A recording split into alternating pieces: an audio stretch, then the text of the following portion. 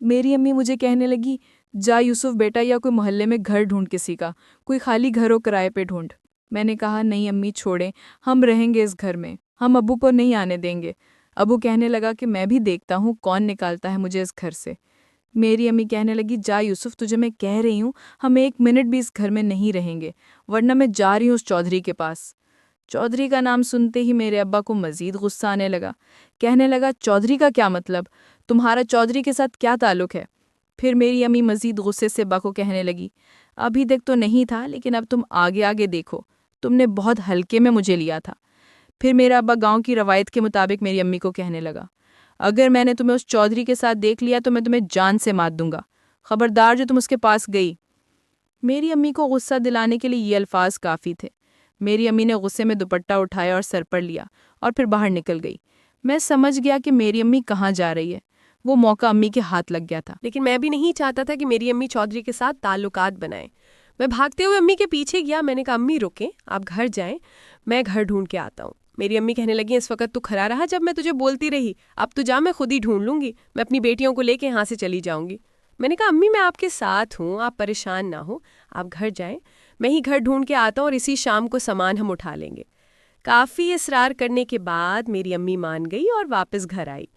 میں آیا تو دکان کھلی ہوئی تھی۔ میں نے کہا، چھوٹے آج دکان پہ تو بیٹھے گا، میں آج ذرا بزی ہوں۔ میں نے ایک دوست کو فون کیا، میں نے کہا، یار کوئی گھر خالی ہے گاؤں میں یا کرائے پہ ہی مل جائے۔ پھر وہ میرا دوست مجھ سے کہنے لگا، کیوں، تم کیوں پوچھ رہے ہو؟ پھر میں نے اس سے بتایا کہ یار اس طرح میری امی اور ابو کا جھگڑا ہوا ہے اور ابو کہہ رہی ہیں کہ تم لوگ گھر خالی کرو۔ پھر میرا دوست سمجھانے لگا، کہنے لگا، یوسف کوئی بات نہیں، یہ تو عام سی بات ہے، گھر خالی کرنے کی کوئی ضرورت نہیں ہے۔ میں نے کہا، یار تم مجھے سبق مت سکھا، یہ بتا گھر ملے گا یا نہیں؟ اس نے کہا، ڈھونڈنے کی ضرورت ہے، میرے چچو ویسے بھی فیملی کے ساتھ کراچی میں شفٹ ہو گئے ہیں، میرے چچو کا گھر خالی پڑا ہوا ہے، کیا تو میں اس کی چابی دے دوں؟ میں نے کہا، ہاں یار، وہ گھر ویسے بھی میری دکان کے نزدیک ہی تھا، اچھا تھا۔ وہ دوست آیا چابی لے کے اور مجھے دی۔ میں پھر گھر آیا۔ میں نے کہا، امی چلیں آپ اپنا سامان پیک کریں، ہم آج نئے گھر میں چل رہے ہیں۔ اور مونچھوں کو تاؤ دے کر میرے ابو بیٹھے رہے، اس نے ہمیں منع نہیں کیا کہ گھر کیوں ڈھونڈ رہے ہو۔ اور پھر میں اپنی تینوں بہنوں کو لے کر اس گھر میں آ گیا۔ اسی شہر میں میری خالہ رہتی تھی۔ میری امی نے کہا، میری بہن کو فون ملا دو، میں اس کو بھی بتا دوں۔ پھر میں نے اپنی خالہ کا نمبر ملا کر امی کو فون دیا اور امی نے ساری کہانی بتائی۔ اور میری خالہ کے بیٹے کو کہا، آؤ سامان اٹھا لو یوسف کے ساتھ۔ میں نے کہا، امی اس کو کیوں بلا رہی ہیں؟ امی بولی، کاشف آج شام کو آ جائے گا ورنہ صبح تک آ ہی جائے گا۔ سامان ہم اٹھا لیں گے نا امی۔ پھر میری امی کہنے لگیں کہ ہم سوئیں گے کہاں؟ مٹی پہ کھائیں گے کیا؟ کوئی برتن نہیں، کوئی بستر وغیرہ نہیں، یہ تو ضروری ہے نا۔ میں نے کہا، آج رات ہم خالد سے مانگ لیتے ہیں اور کل ہم اپنا سامان وہاں سے اٹھا لیں گے۔ اور پھر ہم نے یہی کیا۔ میرا کزن آیا، ہم نے اس گھر کے سے 3 چارپائیاں اٹھائیں، بسترے اٹھائے اور ضروری برتن بھی اٹھا لیے۔ اور یہ کام کرتے کرتے شام بھی ہو گئی۔ میری خالہ بھی شام کو ہمارے گھر آ گئی، نئے والے گھر میں۔ میری امی کو کہنے لگیں، کھانا مت بنانا، میں کھانا بنا کے لاؤں گی تمہارے لیے، میری بیٹی کھانا بنا رہی ہے۔ میری خالہ کی ایک بیٹی تھی اور ایک بیٹا تھا۔ پھر میں نے کہا، چلو شکر ہے کھانے کا تو ہو گیا، ورنہ کہاں سیٹنگ کرتے پھرتے۔ پھر خالہ امی کو سمجھانے لگیں، ہم تو تجھے شروع سے ہی کہتے تھے کہ اس بندے سے طلاق لے لے، تو ہی چمٹی پڑی تھی اس بندے کو۔ اب بھگت لیا۔ امی اور خالہ آپس میں باتیں کر رہی تھی۔ میری بڑی بہن مجھے کہنے لگی، یوسف ذرا میری بات سنو۔ میں نے کہا، بہن آپ کی بات سنتا ہوں۔ اس نے کہا، ویسے اچھا ہی ہوا، ابو نے ویسے بھی ہمارے لیے کیا کیا تھا، اب میری بھی شادی اس پٹھان سے کروا دو، ورنہ میں بھی ایسے دھکے نہ کھاتی رہوں۔ مجھے تو ویسے اپنی بہن پہ غصہ آ رہا تھا کیونکہ اس نے رات میرے ساتھ جو کیا تھا۔ میں نے کہا، تجھے تو بس اپنی پڑی ہوئی ہے، دیکھ رہی ہے ہمارے گھر میں کتنا بڑا مسئلہ ہو گیا ہے، آج ہم نئے گھر میں آ گئے اور تیرے ذہن میں ابھی تک وہ پٹھان ہی بھڑک رہا ہے، معاف کر دے میری ماں پہ مجھے۔ پھر وہ بھی سامنے سے غصہ کرنے لگی، کہنے لگی، سب کو تو یہاں اپنی اپنی پڑی ہے، تم بھی تو اپنے چکر میں ہو، کیوں امی کو یہاں لے کے آئے ہو، میں نہیں سمجھتی۔ اب میری بولتی بند ہو گئی تھی۔ میں نے کہا، اچھا دفع ہو، بعد میں بات کرتا ہوں۔ میں نے کہا، امی کاشف کو فون کرو، اس کو پوچھیں بیٹھا ہے یا نہیں۔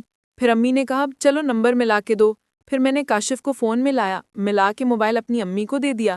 میری امی کہنے لگی، ہاں کاشف روانہ ہوا؟ وہ کہنے لگا کہ میں بس میں بیٹھ گیا ہوں، صبح میں پہنچ جاؤں گا۔ امی نے کہا، یہ لو یوسف، وہ صبح آ جائے گا، بس کل نہ اس مسئلے کو حل کر دو، میں اب نہیں جاؤں گی تمہارے ابو کے پاس۔ میں نے کہا، امی آپ پریشان نہ ہو، رات یہاں گزاریں، کل ہم بیٹھ کے آپس میں مشورہ کرتے ہیں کہ کرنا کیا ہے۔ پھر امی کہنے لگی کہ کرنا کیا ہے، طلاق چاہیے مجھے، ایسے ظالم انسان کے ساتھ مزید گزارا نہیں کر سکتی۔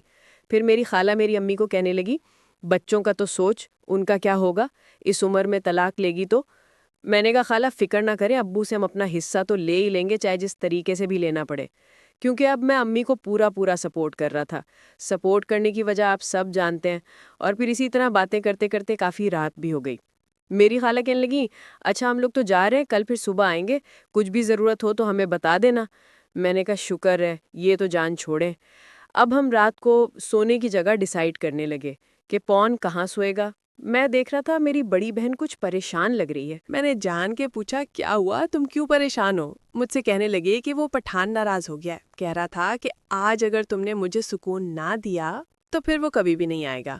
میں نے کہا ہم تو صبح سے لے کے شام تک جھگڑوں میں ہی لگے ہوئے ہیں، تمہاری کب اس سے بات ہوئی اور اس کو کس طرح ملنا ہے؟ اس نے کہا میرے پاس اس کا نمبر ہے، میں نے فون کیا تھا۔ میں نے کہا اچھا پھر کیا کرنا ہے؟ تم تو کل وعدہ خلافی کر کے گئی ہو نا، مجھے کہا تھا کہ سکون دو گی لیکن تم نے دیا ہی نہیں۔ میری بہن کہنے لگی کیسے دیتی، پٹھان بھی تو نہیں آیا تھا، یہ بھی تو وعدہ ہوا تھا کہ تمہیں سکون دینے کے بعد میں اس پٹھان کو جا کے دوں گی، میں اس کے بنا نہیں رہ سکتی، وہ مجھے بہت سکون دیتا ہے۔ میں نے کہا اچھا آج اپنا وعدہ پورا کر لو اور پھر اس کو بلا لینا۔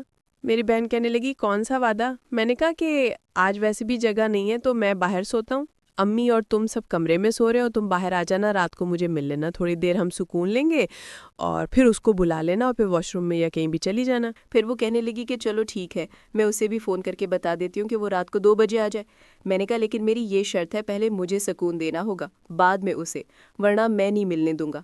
اب میری بہن مجبور ہو چکی تھی، اس کے پاس کوئی دوسرا راستہ نہیں تھا، اس لیے وہ مان گئی۔ میں تو امی کے ساتھ جگہ بنا کر سونے کی تیاری کر رہے تھے۔ پھر میں نے کہا امی نئی جگہ ہے، اس لیے میری چارپائی باہر صحن میں ڈال دو، میں باہر سو جاؤں گا۔ عائشہ، سلمہ اور میری امی اور میری بڑی بہن سارے کمرے میں سو گئے، میں باہر سو گیا۔ رات کی تقریباً 1 بجے میں تھکان کی وجہ سے میری آنکھ لگ گئی تھی اور پھر میری بہن نے مجھے ہاتھ لگا کر اٹھایا، کہا بھائی آپ تو سو رہے ہیں۔ پھر میں نے اسے ہاتھ سے پکڑ کر چارپائی پر کھینچا اور پھر گلے سے لگایا۔ دوستو اس کہانی کی اگلی قسط دیکھنے کے لیے چینل کو سبسکرائب کر لے اور بیل کے آئیکن کو کلک کر لے تاکہ نئی آنے والی قسط آپ کو جلد از جلد مل سکے۔